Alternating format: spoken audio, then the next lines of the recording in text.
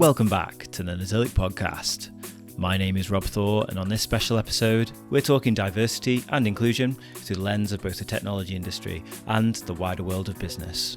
Now, it's undoubtedly a complex subject, but fortunately I was joined by two brilliant guests who are doing incredible work through their own initiatives, which you'll hear about in this episode.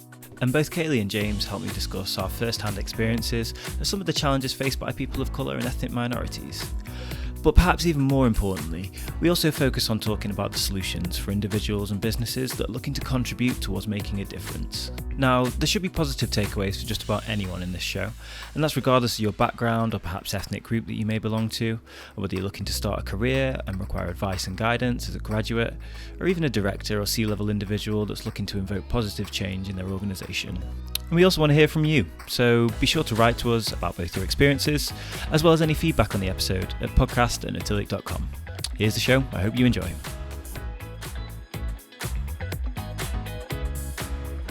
Hello and welcome, listener.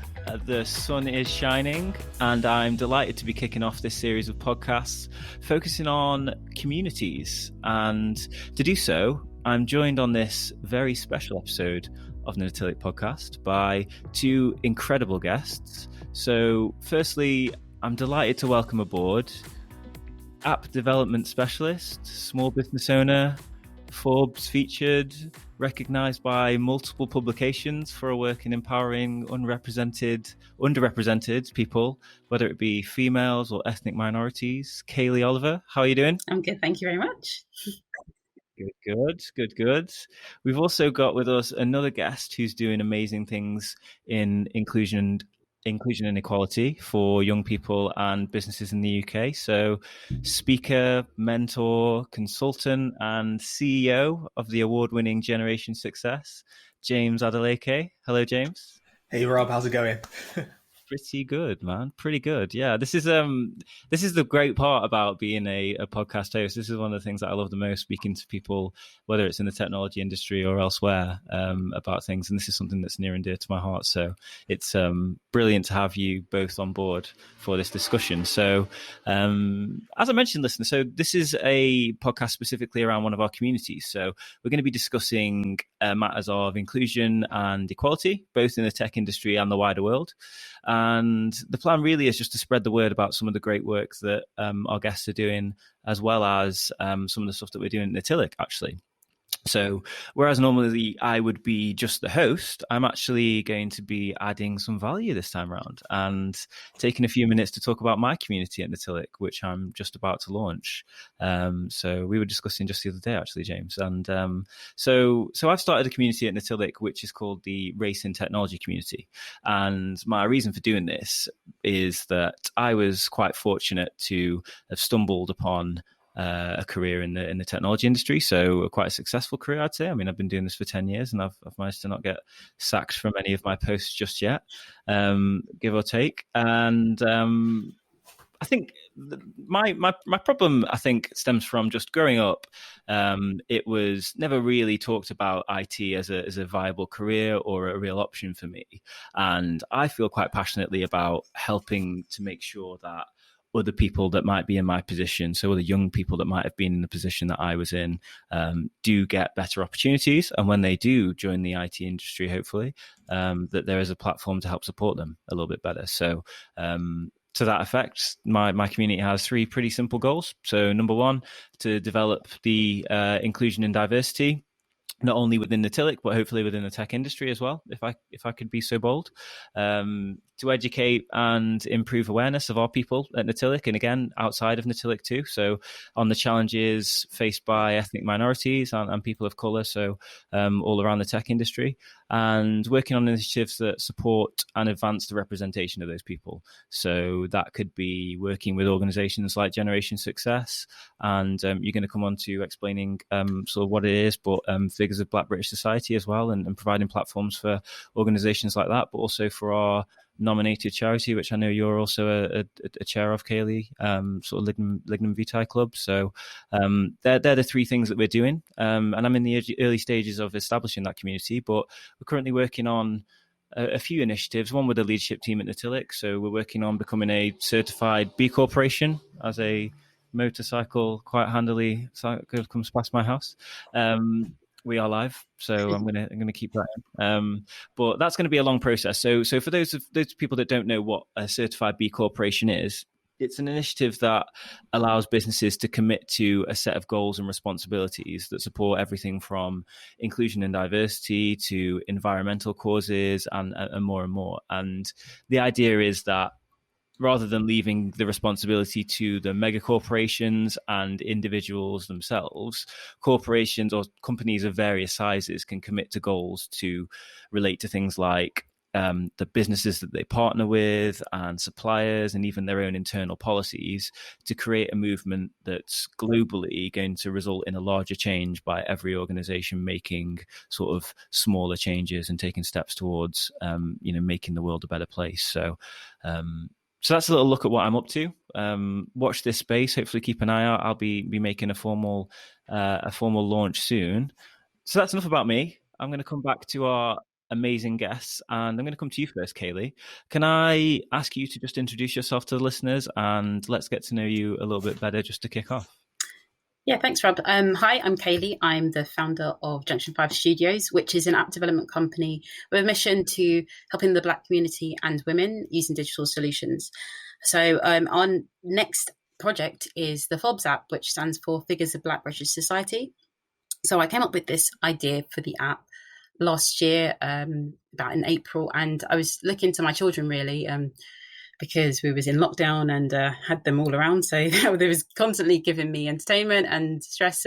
But So I thought, well, what can I do next? I was previously working with a client on a project called Ishango, which allowed women in Liberia and Sierra Leone to manage their money that they might not know how to read and write. So I really liked the fact that technology was allowing them to empowering them to take their business into their own hands and not being forced to do something in a way that it would be alien to them, and this would give them independence as well. And it was helping like the Black community. So I thought this is really good, and this is what I want to do. I want to use more technology initiatives to help people. And I thought, well, what could I do with my kids? It'd be really great if they knew more about their Black British heritage, and particularly Jamaican side, because they are mixed. And I thought, well, like, let's have a look at what exists. And while I was looking, there are a few apps available and of books, but there was nothing really serving the current knowledge that are out there with different media types. And I thought, well, why not create something myself? And unfortunately, it was not fortunately, but it's grown into a massive project because there's so much to cover. It's going to showcase and highlight the figures of current day and historical for Black British origins. And as I said, while this is a nice little project in my head, it is, as I spoke to more people validating the idea, and they're saying it's a great idea and they wish they had it when they were younger, because there is a gap in our educational system. We don't get taught about these histories as opposed to our American cousins, which it's ingrained into their educational system. We just don't have that over here. So I thought I could create something that would supplement the education we've got at the moment. Because I'm not really convinced that this would be something that would be able to put into the curriculum anytime soon, because of how slow we've moved so far since I've been little. It hasn't changed really since I was at school, which is sad. But with technology, we can do things like this really quickly. So that's why I thought an app would be great. As I said, there's been so much support for this app, and I've been speaking to loads of people via LinkedIn across different industries and different people, and everyone really wants it. Particularly speaking to teachers, and they are crying out for something like this because they are aware that there is a gap in the education system, but they don't have the time to look into the work that's needed to make sure that they're serving valid information to children, and also how to engage the children with it as well. So we want to come up with an app that produces different types of content, serves different age ranges as well, but different types of content by like VR and using data to serve you information about figures that you would be related to as well in your interests, but also using text to speech to sort of make the app more accessible to users of any age and any sort of abilities as well. So we were looking to work with teachers, and we've reached out to a number of schools at the moment. We've got about 47 schools signed up for a trial that we want to launch a beta. Yeah, it's a really big number. We want to try and hit 100 by the beta, which we want to try and do in October this year to align with Black History Month. But and that's about 20,000 students, by the way. So that would be great to have that many users straight away to the app to give feedback and just to see it working. But yeah, we're doing all right at the moment. And at the moment, I'm just building the app. So we sign up to a mailing list to get development updates as well. And yeah, you could sign up for the trial. So that's really everything about FOBs, really, and me so far. Yeah, it's brilliant. It's brilliant. It's like it's bittersweet, isn't it? I think because on one hand, it's a shame that feel like you're put into a position where you have to do it yourself, but at the same time I think it's amazing to see someone taking what they know and using it in a way to give back to other people to be able to hopefully, somewhat start to address the problem, and that's why I was so excited to get you onto the podcast. So no, I think it's brilliant. I think it's absolutely incredible what you're doing. So yeah, keep up the good work, and we'll be keeping our eyes out on where you go. I'm going to bring James into the conversation now. James, you've got a really strong story, I think, that explains why you started Generation Success. And I've heard it a few times. I never get bored of it. I'd like to hear it again, please. And also, I think the listeners would as well. So would you mind talking us through your story and what Generation Success is? Yeah, definitely. So my origin story is this. It started after the London riots in 2011, which reminded me so much of 2020 with George Floyd. Because in 2011, a young black man called Mark Duggan had been shot dead by the police in Tottenham. And because of the relationship with the police, the local community didn't believe what the police said, and they decided to protest. And that protest turned into anger, and those anger turned into burning buildings and rioting. And it spread from Tottenham to different parts of London and in different parts of the country. And at that time, I had gone back to study, and I remember waking up at 6 in the morning, turning on BBC News and seeing all this fire and burning buildings. I'm like, what's happening here? And then hearing what they were saying on the TV, which was that our young people were disenfranchised, which is that because we were going through the worst recession in generations, they didn't have any hope for the future. And they were saying that we've made a mistake with this generation because of our government cuts, austerity, all that type of stuff. But we'll fix the next one. And that really angered me. I remember looking in the mirror thinking, how dare you say that about me? How dare you tell me that brush? Just write them off. And, and I'm not, it's not my fault I'm born this generation. I'm going to make my own opportunities. I'm going to create my own doors. I'm going to show you that you are wrong about me. And, running team here, isn't it? Sort of taking matters into your own hands. But... Yep. Hell yeah. Because we're not defined by circumstances. Life is, we are happening to life, and life is not happening to us. And that's the attitude I take it every single day. But I hearing that on the TV, I went into uni and I spoke to my fellow students and asked them what are their hopes and their dreams for the future.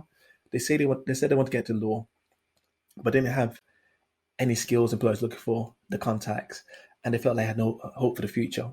And that also kind of angered me because I wanted to just shake them and slap them and say, look, outside is opportunity.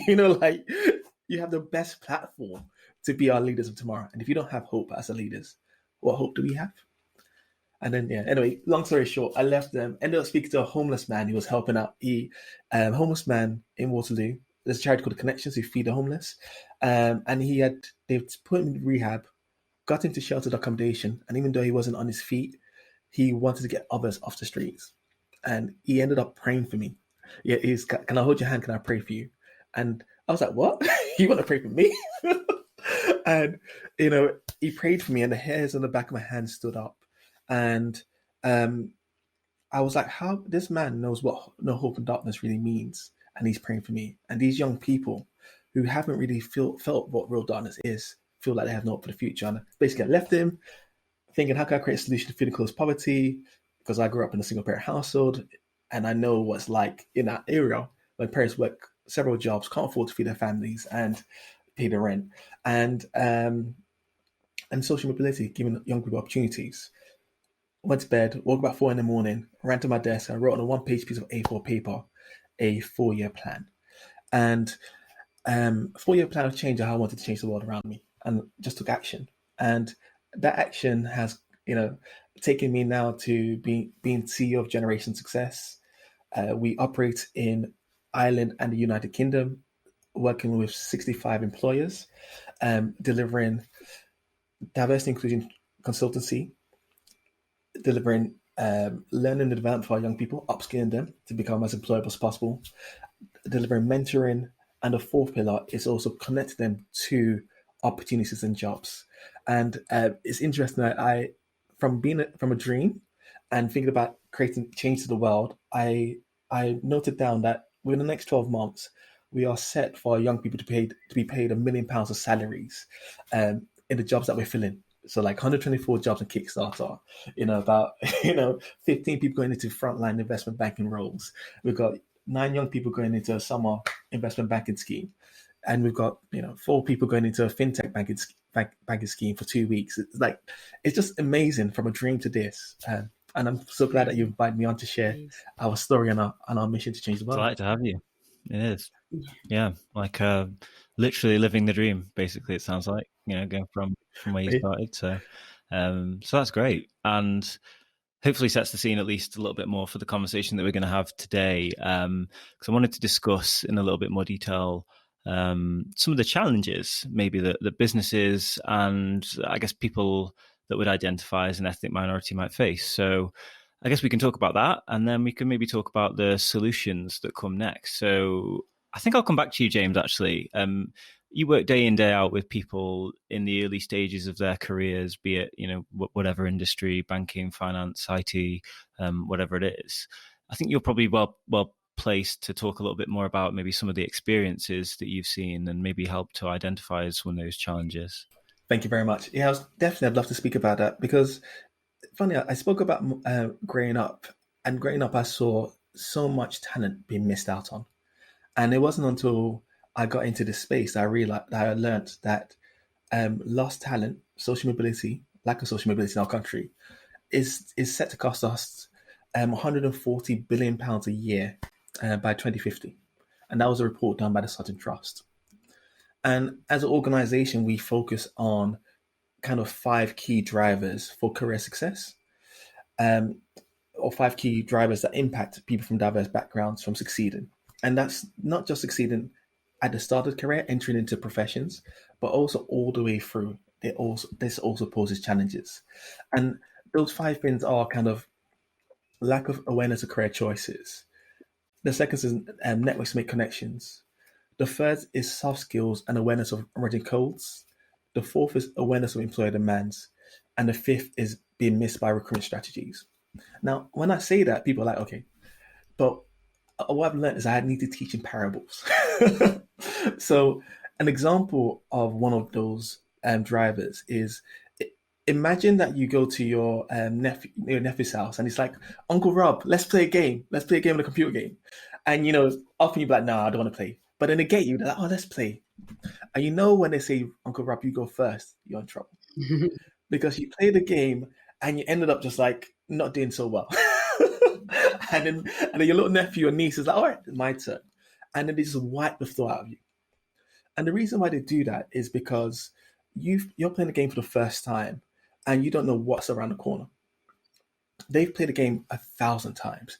They know when someone's going to come across behind the walls, in front of them, up and down.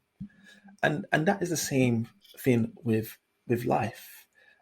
Because we've been missed, being unaware of unwritten codes and not knowing about career choices. If you are from a more affluent background where your parents have got the knowledge and experience with the industries you're trying to get into. They've got the connections. They can educate you as to the pitfalls, the unwritten codes. It means that you're already prepared to navigate the factors of careers. A simple example is one of the unwritten codes is in some investment banking jobs, if you turn up with a brown shoes and a loud tie, you can be the best candidate, and they will automatically dismiss you as being the right Wow. Really? fit. Yeah, I've heard that. Definitely. And the other ones are more subtle. Like a lot of companies are saying, we want you to be yourself when you come to work. We respect yourself. But actually, no one really tells people what that actually means. We and at the end of the day, we're not. Yeah, am I turning up in like a Hawaiian shirt this time then? Or? But the facts of the matters is, we're not ourselves even for our own families. And one of the things we have to realize is we're all social animals, and everything we do has a social impact. And unless you've been taught how to navigate that, and you end up getting in trouble, even though you're doing what they've told you to do. Be yourself. That's just an example. No, that's great, and I can relate in both elements of getting kicked and slapped around by my niece and nephew at video games, or also the career choices angle and trying to help some of my younger family members in similar situations as well. So yeah, it's really pertinent, I think, and I'm going to come to you, Kayleigh, as well, actually, because I think as a mother of two, as well as a founder of your own company, whilst developing an application at the same time, I think you've also had first-hand experience of the technology industry specifically, I guess, because we share that in common, don't we? Yeah, there's been loads of different types of challenges. I want to actually, I'll talk about specific challenges that I've had. Like just returning back to the world of work after maternity, but I would want to touch upon something that James said as well. I kept wanting to interrupt, but I was just like captivated by what we were saying. So particular challenges I've had, being like a pretty much being the sole Black woman in like most of my tech sort of working groups. So I've been in companies from like 10 to like 200. I'm usually I'm only the only Black female in those teams usually. So it's very hard to sort of find your voice within those teams as well. So I've sort of learned to just speak up now, because if I don't speak up, then I'm not going to be heard, and that's just my mentality now.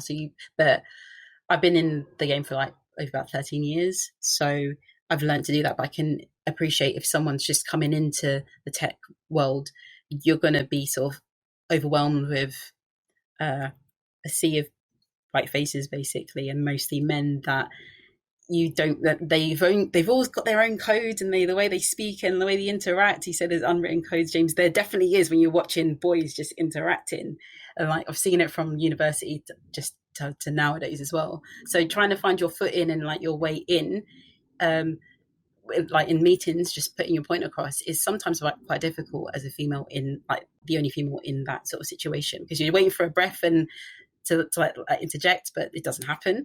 And sometimes but the men just sort of like get in. It's just weird. They just know how to do it, but you just don't know how to sort of interject.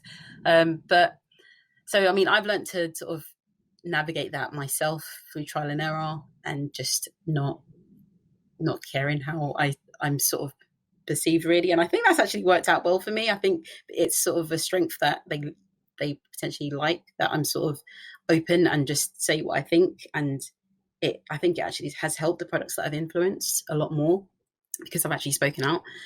But when I changed into my development role, I sort of learned all the technologies, and then I went on maternity leave. So I was really sort of happy. I was like, right, I'm going to go on maternity leave. I've got up to date with everything. Went on maternity leave, had a few keep in touch days, but they weren't really work days. And then came back. Whole team have changed. So the dynamics is slightly shifted. Still no other Black females on the team. There was one agile coach, but no tech people. And then I realized that the whole tech stack had changed, just because it was better for the company. And I was like, right, well, that would have been useful to know, like, as I was coming back. So I might have been able to do some reading during my maternity leave. I mean, at least if I had the option, I could have tried, but it would have been nice not to have been overwhelmed. It's not a fault of the company, because I guess they have never had this situation before, like a female developer going on maternity leave and coming back, and the change in the tech stack. Because I suppose with different other areas, because I was a .NET developer at the time, with other areas like data, you don't really change the database, the technology behind that, because it's what your company sits on, and you don't really change, like SQL doesn't change. So the languages don't change that much, but I found that the tech stack changed so much that, and because I was moving into that role, there was not really much support and not really time to train as well, because I was in like the team that was sort of building the framework, so I didn't have time to sort of take a breath and train. And I think that's slightly what's missing, like the support after maternity. So yeah, because it's interesting you say that and at risk of being the male talking over you, the exact problem that you were talking about before. I think I was speaking to our women in technology community who touch on a couple of issues that you've mentioned there. So number one would be the representation of females in the STEM sector in general, as well. And they actually did a podcast on that, sort of asking the question as to whether that could be an answer to the problem of which there's quite a large gap in the cybersecurity space, and whether those two things can help, and maybe encouraging more females to get involved. So I would encourage listeners to have a listen of that as well. But also the returning to work, and you say that it's not the company's fault for not having done it before, but I guess it's not like this problem wasn't something that they couldn't have seen coming, right? At some point you come back. So it's an interesting one. I'm not here to throw shade. I want to talk about challenges and I want to talk about solutions, but it's a very interesting one, and something that I think we'll definitely hear that conversation moving forward, I would say too. Lastly, because we are running out of time. Sorry, go on, Kayleigh. Oh, sorry, I was gonna just plug in something, because so what James was saying about making young people aware of the different areas that are available to them, and like having unwritten codes and sort of that. So what I plan to do with FOBs as well, not only making an educational resource, because but it will be an inspirational one as well, because they'll be able to see people that look like them within those in those sectors. But that's just like the first step. Once you're inspired to go into those roles, what are you going to do with that next? So what we're going to do is we're going to have a section called like the internships, which we want to try and talk to companies that are actively trying to recruit people from ethnic minorities, basically, and to make sure that they are aware that they have positions available to them. Because if you don't know about these companies, you wouldn't really apply to them. And I think trying to get involved with users at the young age that we're sort of trying to help would help them in the long term, because if you're introduced to a company when you're very little, that stays with you throughout the remainder of your life, and it does open you up to, maybe I can go to there, especially if you know that they have roles for you. So that's what we want to try and do for the young people within the app as well, nice. To make sure that they have that stepping stone, and it opens them up to more opportunities. So it's probably like the first step to what James is doing, and then we'll just like shoot him off to Generation Success to get there. I was going to say, maybe like a potential collaboration in the mix here. So yeah, definitely. You heard it here first, listener. We're not just a podcast; we make connections. That's what we do. That's what we do. I love it. I think we're running a little short on time, so maybe I have to keep it a little bit tight. But I'm still keen to talk not only about challenges, but also talk about some potential solutions. So I think I'll come to you, James, because I know this is a conversation we've had in the past, just around what do we do next? Or if I'm a listener of this podcast at the moment, and I'm looking to, whether it's I'm looking to recruit more, or I'm looking to help support, just progress the conversation and move things forward a little bit. What can companies do to help, and what's been your experience? Yeah, definitely. Yes, so true. I mean, after working with like 10,000 people, working with 250 of the UK's most senior leaders and these companies, the things I've learned is this. So the five drivers which I mentioned about career success, they only really count for about 20% of what success is, like what makes people successful. And within that 20%, I also include kind of bias and social inequalities and all that type of stuff. The 80% is, of course, it's kind of values and beliefs. So the key thing is our diverse talent have the right values and beliefs because they are applying to these jobs, they're getting into the roles. And the 20% is a major factor. Employers have to focus on the different touch points in order to create the right values and beliefs within their staff. So what do I mean by that? So values and beliefs at its core, it's like whether or not you believe that automation technology is a risk to your job, or whether you think it's an opportunity. It means whether or not you see upskilling as a chore or as a way to grow yourself. So that the growth mindset aspect. And you'll find that a lot of the young people in our community have all that. But where employers sometimes get it wrong or can improve is understanding that actually there are things in place that they can do at every touch point. So the first part is to lay out the candidate journey. And we believe we created a people and experience framework. Lay out the candidate journey and start to factor in all the things that could put someone on the back foot. So as Kayleigh said, coming back from maternity leave, it would have been good for her to know that there were changes to her department. So if she had been told that ahead of time, she would have had more certainty when she came into the workplace. Or an example can be a candidate is applying but sees no people that look like them. How can you embed your minority employee networks into the candidate journey so that actually they can start to see that you are an inclusive employer? So the first thing is lay out the candidate journey, start to think about all the things that put people on the back foot. The second thing that's easy to do, just ask. So when I say ask, I mean be careful how you ask, but ask like, how did you find the process? What can we improve? What could have made this a better experience for yourself? We're not asking you to talk about, speak from a black person's perspective, but speak from a personal perspective because everyone's lived experience is very, very different. And often organizations say to us, can you just give us a few policies to change things? And I'm like, firstly, every organization is unique and has a different culture. We can give you different policies and strategies to do, but when you actually execute them, it will fall down when it comes to the people. Whether or not they have, for example, in their meetings, it's all about shouting out, and not giving space for people to talk.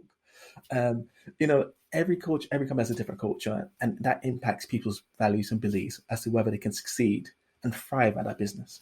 Yeah, I'll stop there. Strong. It's strong, and I feel upset that I have to cut us short because admittedly, we were never going to solve all the problems in a 30-minute podcast, but at the same time, I guess we need to draw a line under it there. But certainly won't be the last time that we speak to you guys. I can tell you that much. So last thing I think we want to do is just make sure that we give people something to action upon. So just something to look at. I think I'm subscribed to both your mailing lists, so I'll make sure to include links to both of those in the show notes as well.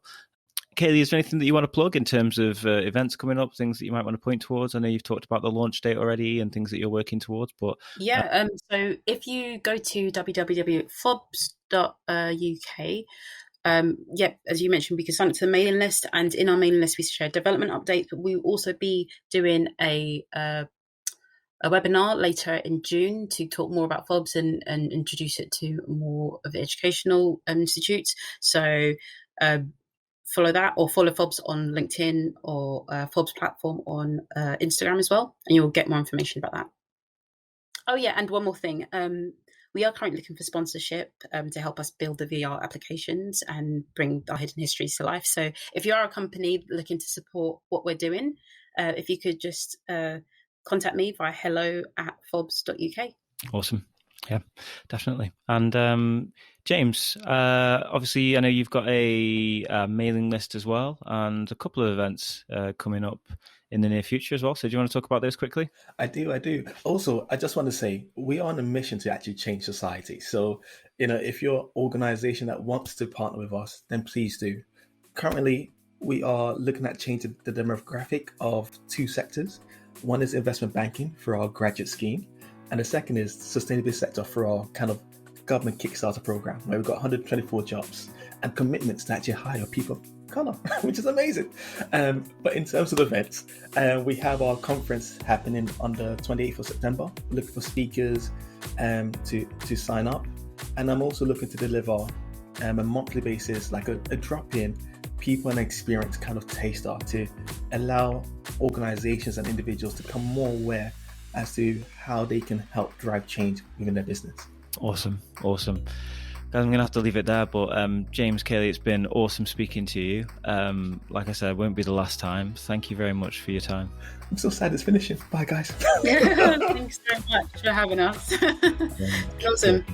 Thanks so much for your time, listener. My name is Rob Thor. This is the Natilik Podcast, and we'll speak to you next time. Thanks for listening to Nat Chat, the Natilik Podcast. Please subscribe to the Natilik Podcast on Spotify, Apple Music, or wherever you get your podcasts. And leave us a review while you're there. It really helps us improve and grow the show. Please note that opinions expressed on the Natilik Podcast are those of the hosts or our guests, not the organisations that they represent. You can find more information on Natilik on our website, that's natilik.com. You can also find us on social media. On Twitter, we're at Natilik Group, as well as Facebook and LinkedIn. Our theme music was provided by Dan Short, who you can find at Danzer, that's DANZR, on music streaming services. This is Rob Thor, and thanks again for listening.